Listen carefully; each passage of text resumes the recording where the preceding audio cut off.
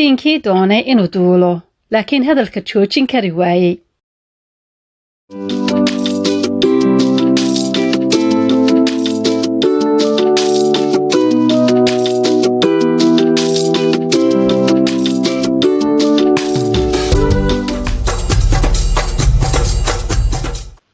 haddii aad ku cusub tahay channelkayaga fadlan taabo subscribe, like amba share si aad noo taageerto.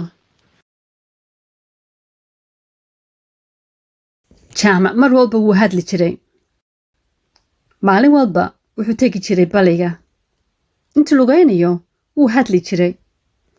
wuxuu la hadli jiray dhirta, xasharaadka iyo xayawaanka ka soo horbaxa.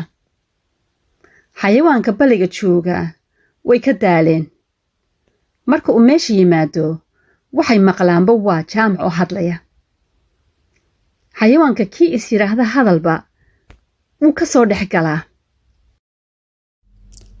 marka keliya ee laga nasto jaamac waa marka 3 shimbirood ee asxaabtiisa ah ay ka soo noqdaan socdaalkooda. markaas ayuu jaamac hadalka joojiyaa oo dhegaystaa sheekooyinka shimbiruhu ku sheekaynayaan. jaamac muu sugi kari jirin intay soo noqonayaan. wuxuu ku riyoon jiray sheekooyinka cusub ee ay ka keeni doonaan meelo doog ka baxo oo biyo badan. jaamac wuxuu had iyo jeer dooni jiray inuu meelahaa arko. maalin oo dhan shimbiraha ayuu dhegaysan jiray. wuxuu dareemay jaamac inay shimbiruhu asxaabtiisa runta ah yihiin. sanadkii dambe roob ma di'in. cadceedda kuleelkeedii ayaa baliga qalajiyey. xayawaankii ku noolaa baliga agtiisa way haraadeen oo gaajoodeen. wixii socon karayay way tageen. jaamac dhaqso uma socon karayn, meel fogna muu gaari karayn. halkii ayuu ku sugay xayawaan naxariis leh oo caawiya. shimbirihii jaamac asxaabtiisa ahaa ayaa soo ag maray oo arkay inuu weli joogo. waxay dooneen inay bariidiyaan jaamac. wuxuu u sheegay asxaabtiisii in xayawaankii oo dhan ay bali cusub tageen oo isaguna awoodu ku gaadho uu waayey. shimbirihii way ka naxeen jaamac.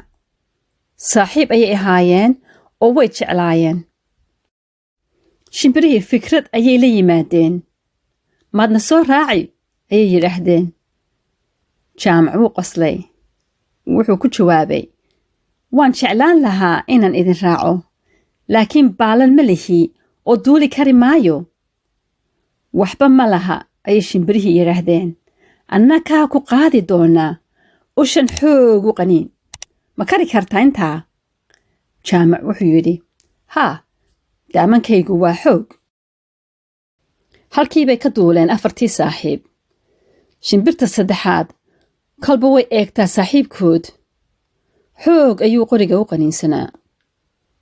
indhahu aad u kala hayay oo dhulka quruxda badan ayuu daawanayay. halkii bay ka duuleen 4 saaxiib. shimbirta saddexaad kolba way eegtaa saaxiibkood. xoog ayuu qoriga u qaniinsanaa. indhahu aad u kala hayay oo dhulka quruxda badan ayuu daawanayay. shimbirta saddexaad kolba way xasuusisaa jaamac inaanu afka kala qaadin. sare ayay u duuleen. intay duulayeen waxay la kulmeen shimbiro kale. shimbirihii way la yaabeen diinka duulaya. weligood may arkin wax la mid ah. shimbiraha qaarkood ayaa ku soo dhowaaday oo weydiiyey wuxuu meesha ka qabanayo. shimbirtii saddexaad ayaa ku tidhi, idinlama hadli karayo diinku. qoriga ayuu haystaa si aanu u dhicin. jaamac wuu u qaadan waayey. meelihii fogaa ee looga sheekayn jiray ayuu dul marayay. tuulo ayay dul mareen. jaamac waxyaabo aanu hore u arkin ayuu arkay. dad ayuu arkay. naxdintii afka ayuu kala qaaday oo yidhi, eega xayawaankan cajiibka ah. isla markiiba wuxuu fahmay khaladku sameeyey. waxba lagama qaban karaynin. afkuu kala qaaday jaamac. ushii ayuu sii daayey. dabeedna dhulkii ayuu ku dhacay. dadka tuulada ku nool weli way ka sheekeeyaan diinkii doonay inuu duulo laakiin hadalka joojin kari waayey. murtida sheekadu maxay tahay? hadalka aan loo baahnayn iska ilaali, inuu wax ku yeelo ayaa dhici karta.